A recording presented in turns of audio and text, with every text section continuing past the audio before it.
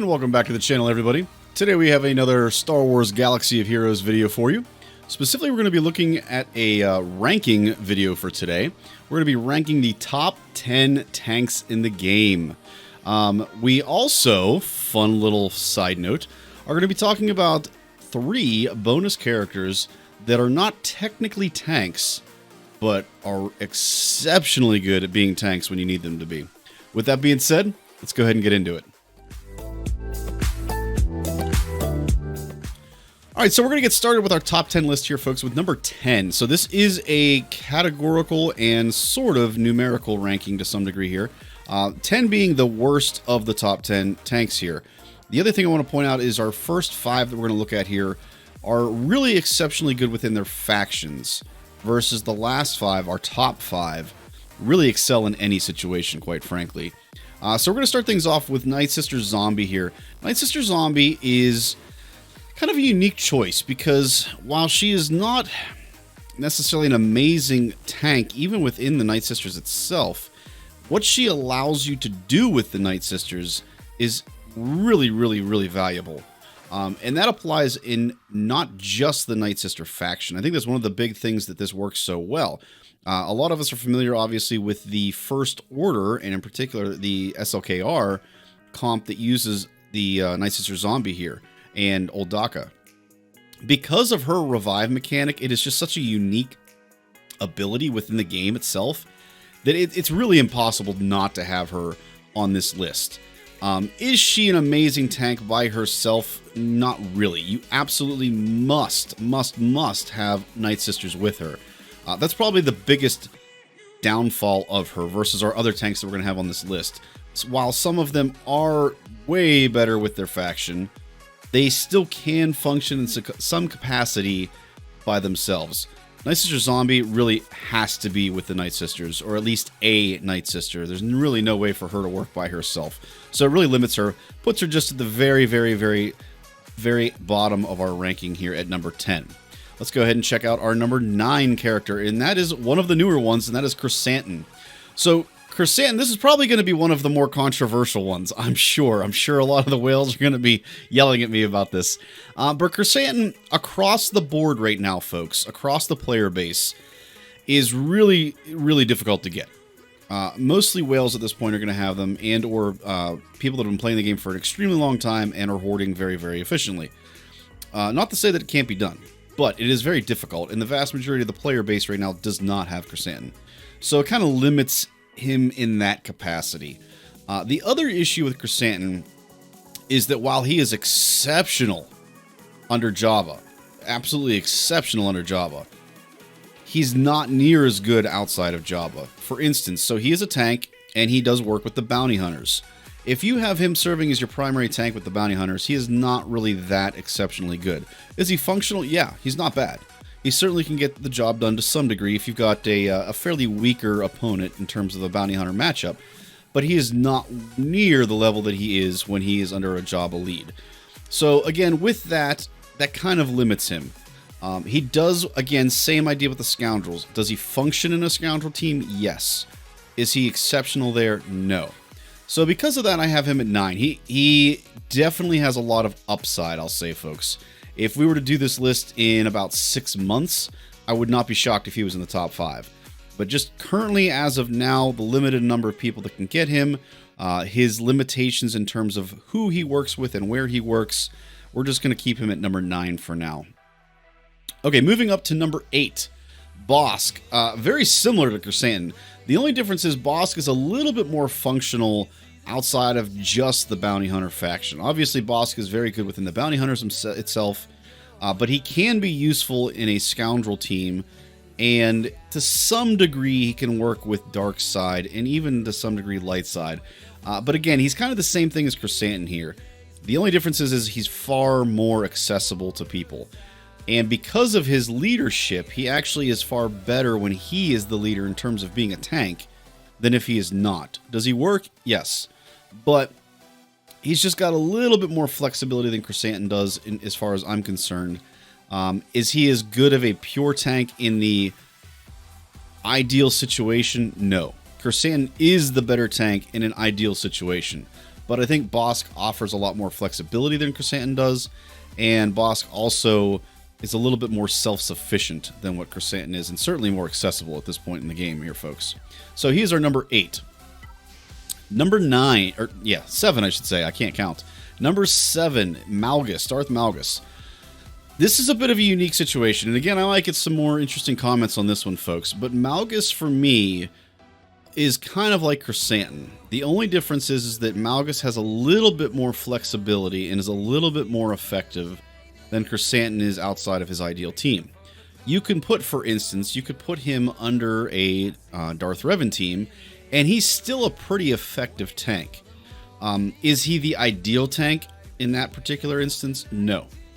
But he is functional. He is a survivable quality tank in that situation. How about him under a C lead? Same thing. Is he ideal in that situation? Probably not. But he's a very serviceable, solid tank in those situations. So he has a little bit more flexibility than what Chrysanthemum does, in my opinion. And in an ideal setting, I would argue he is even better than Chrysanthemum. The ideal that we're talking about here, folks, is in GAC, with him being the leader and having Darth Talon on your team along with all of the other Sith Empire comp. He is, quite frankly, folks, in the ideal scenario, he is a galactic legend in himself. So to compare him to Chrysanthemum to some degree makes sense, but it also doesn't at the same time. He really, really is better across the board, in my opinion, than Chrysanthemum is. He has a little bit more flexibility than Chrysanthemum does. And the only thing really holding him back at this point, folks, is the Omicrons. If those Omicrons were not GAC specific, if it applied across the board, he would easily be in the top 5. The problem is just that his functionality is very limited within the scope of the game. Outside of that, exceptional tank. If you don't have him, I highly suggest you get him. He is amazing. I went fairly hard on him for Conquest, and I have not regretted that for 1 minute. So that is number 7. Let's go ahead and check out our number 6. Number 6 is Fives. Fives is kind of getting into the territory here where he is not as handicapped as some of our previous selections were, but he's still a little bit handicapped. So one, unlike Malgus, he is not handicapped any particular game mode. He's exceptional in all game modes. 2, he also is exceptionally good in a Galactic Republic faction. That tag in itself, similar to the Scoundrel tag, is a massive, massive tag, folks. You could put him with any number of teams. You put him under a Padme team, he's really, really good. Put him under a Shaak Ti team, he's really, really good. Put him under a General Anakin Skywalker team, he's really, really good. As long as you are pairing him with Galactic Republic in any capacity, he's an exceptionally good tank. He's incredibly thick. He provides that massive revival stat bonus for everybody. I should say sacrifice, not revival. You know what I mean. He is just exceptional. Such a good tank. He does have a leadership. It's not anything amazing, but he does offer at least a leadership that some of the other characters did not in this current list. And the other big factor with him, similar to Bosk. Bosk is a kind of similar situation. There's ships. Are we taking ships into account really in this situation? No. But it is a nice side bonus. He has a very good ship. It's very useful within their fleet. So certainly a good reason to take him up pretty high. You'll notice a common theme here, folks. The characters that I do have, for the most part, are all at Relic 7, with the exception being Zombie. Zombie is that one big exception. Bosk I have not taken up to 7 just yet, mostly because I have not gone for Jabba yet. Once I start going for Jabba, he will be up to 7, as will be Chrysanthemum. Okay, so those are our 10 through 6 ratings. We're now going to go into our top 5 ratings. Now, the key thing here, and I'm sure I'm getting a lot of people already that are just going to start nuking me in chat. Because the idea of putting Old Ben above Malgus, or Chrysanthemum for that matter, is probably ludicrous to a lot of you. But here's the thing, folks. Old Ben is incredibly flexible. He can fit in just about any team that you need him to, and he is going to do a very, very, very good job as a tank and at supporting and benefiting your team in some capacity. That's one of the biggest differences with our top 5. These top 5 tanks excel in any comp. They are a plug-and-play player. It doesn't matter where they are in terms of game mode. It doesn't matter what team they're on. They're going to be a very good tank for you. Will they be better in certain factions? Absolutely. There's no denying that fact. But Old Ben, absolutely amazing. He has a taunt that persists through expiration, and his mind tricks is absolutely incredible. One of the best abilities of any character in the game, quite frankly, and he's an original character, which is crazy. His If You Strike Me Down, similar to 5's, giving you all of, not stat bonuses in this case, but buff bonuses. Also an exceptionally good ability for when he is defeated. Really, really good tank, folks. You can see I do have him at Relic 5. He does not gain a ton of benefit at Relic levels. He's certainly very functional at Gear 12. But if you really want to maximize him, taking him up, at least to lower Relic levels to get the speed in particular on him is actually very helpful. But he is a solid tank. You will not be mad that you got him up, especially if you've got Jedi. All right, number 4, Crew. This is one faction I do not have farmed up, unfortunately. He's at Gear 12. I just have not gone for SLKR yet, so there's no reason for me to push him at this point into the Relic level.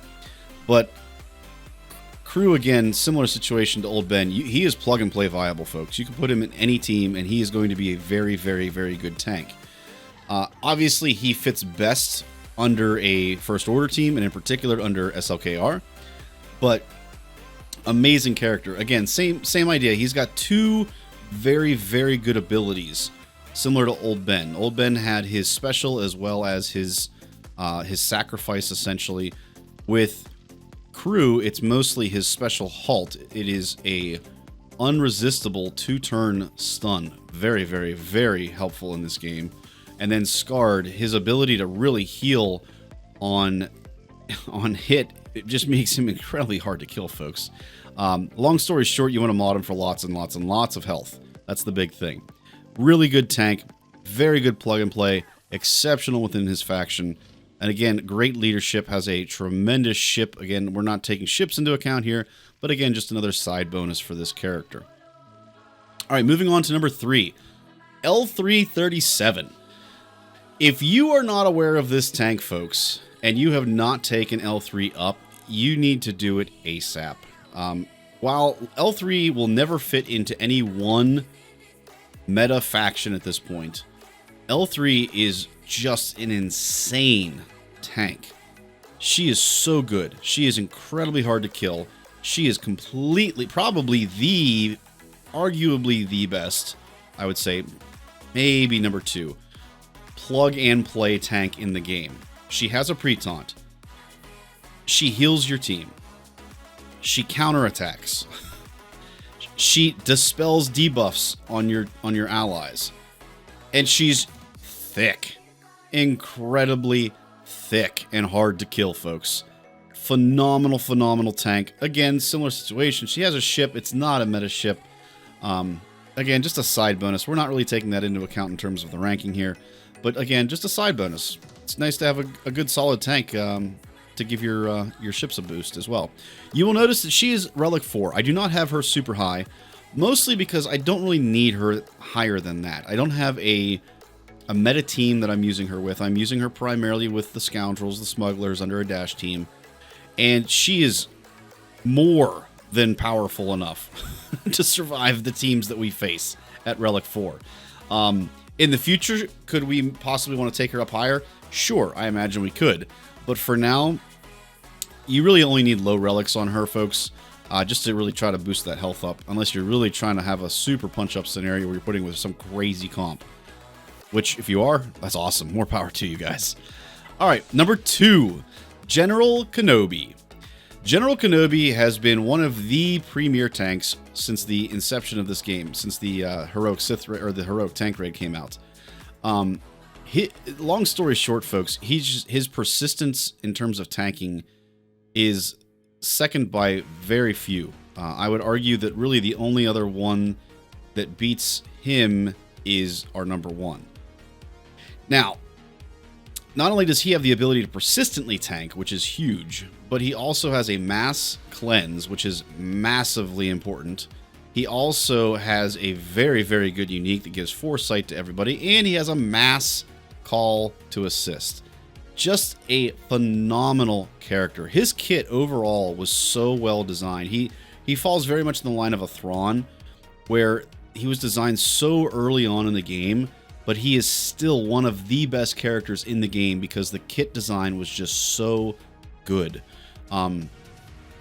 Obviously, he fits with one of the top teams in the game right now, which is JMK, Jedi Master Kenobi, so that helps as well. But again, his tags are very important here, folks. Galactic Republic, one of the largest and most powerful factions in the game. Jedi, also one of the largest, most powerful factions in the game. So in terms of flexibility, he is extremely flexible and fits with all of the top tier teams that are out there right now. Very, very, very good character.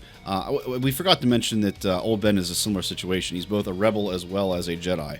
Fits into two very top tier factions. Sorry, side note, everybody. Again, same idea here, folks. Again, we're not taking this into consideration for the ranking, but a side bonus for him is that he's a fleet commander with a very, very, very good ship as well. So excellent, excellent tank. Get him yesterday, if not a decade ago, folks. He is that good. All right, number one. Number one character on our list here is Darth Malak. Darth Malak, folks. There's just so much to him. His persistence in terms of tanking, his ability to not get killed. He's resistant to health-based damage, similar to Malgus, which is a nice bonus. His ability to fear you when you critically hit him. His drain life ability is, in all honesty, one of the best abilities in the game. That combined with, I mean, he has tenacity down on his basic. He's able to remove buffs and install shock on people with his second special. Just his kit design, again, folks, it's just through the roof. He prevents Sith from gaining turn meter. The list is endless. Endless. He is so good. He obviously fits best with a Sith Empire team, but he's very, very good with Sith as well. And quite frankly, you can use him with any dark side team, and he's going to be very good. You could even use him in light side teams, folks, and he's still very good. I know for me personally, anytime we have a Galactic Challenge where you've got to use a light side and dark side character, he is my immediate plug-in. I go to JMK, I throw Malak in there, and I know I'm going to get it every single time. Malak is just insanely difficult to kill. He solos some of the best teams in the game by himself. Again, the list is never ending. He is absolutely the best tank in the game, bar none, and it's really not even that close, to be honest with you. Kenobi, very good, but he's a far distant second, folks. All right, so that is our top 10. We're going to do a quick view of our top 10 here. Again, we had Night Sister Zombie, Chrysanthemum, Bosk, Malgus, and Fives rounding out our very good but faction limited. And then Old Ben, Crew, L3, General Kenobi, and Malak for they're amazing everywhere, folks. Get them as soon as you can. Now, our bonus 3 characters that we have here are characters that are not technically tanks, but can serve as a very good tank when you need them to. Number 1 on our list here is SWGOH. Now, this is obviously GAC limited, folks, but my goodness, his Omicron, when you put that Omicron on him, he tanks amazingly well. He is extremely hard to kill, and he will just nuke a ton of teams. He's similar to Malak in that regard. When he has his Omicron for GAC, he is Malak level good. Absolutely get him, guys. I just got him up to Relic 5 recently, and I have not regretted it. It has been amazing. Second on our list is Cam, Ki-Adi-Mundi. He is not as good as Savage, unfortunately, and that is largely because he has a selective tank ability. I do not recommend that his tank ability be used primarily. In fact, I would argue he's better outside of being a tank. But if you're in a lurch and you need a tank within a Jedi team and you don't have anything left, he's a great plug and play. He can do some damage. He can be annoying in terms of taunting. Outside of that, he's just a really good character, guys. A lot of people are sleeping on him and don't realize how good he is. He's amazing. Absolutely amazing. Last on our list here, our third non-tank amazing tank character is Geo Brood Alpha. So Geo Brood Alpha is a support, but the big thing with him is that he has a summon in Geonosian Brute. And Geonosian Brute, in combination with Geobrute Alpha, is a phenomenal tank. Pair him up with the rest of the Geos, he's also very, very, very good in that scenario. But he is also plug and play. You can throw him in with, for instance, C. If you need an extra tank, especially a pre-taunt tank, this is one of your best bets. Throw in Geobrute Alpha, you got yourself a pre-taunt tank, and it's going to persist.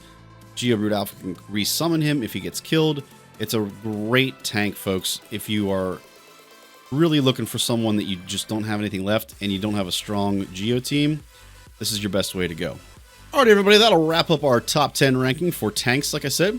Let me know what you guys thought in the comments. If you totally agree with me, if you thought I was crazy for where I put some of them, like Malgus and Chrysanthemum, for instance, let me know in the comments, everybody. Appreciate all the feedback that you guys give me. If you liked what you saw today, everybody, appreciate if you gave me a thumbs up, give me a like. Also, feel free to subscribe and turn on notifications if you would like to catch further content that I'm putting out on the channel. Last but not least, if you'd like to catch our live GAC matches or join the conversation 24/7, feel free to join our Discord and Twitch. Down the links. Oh boy. Feel free to check out the links down below for our Discord and Twitch. Catch you later, guys.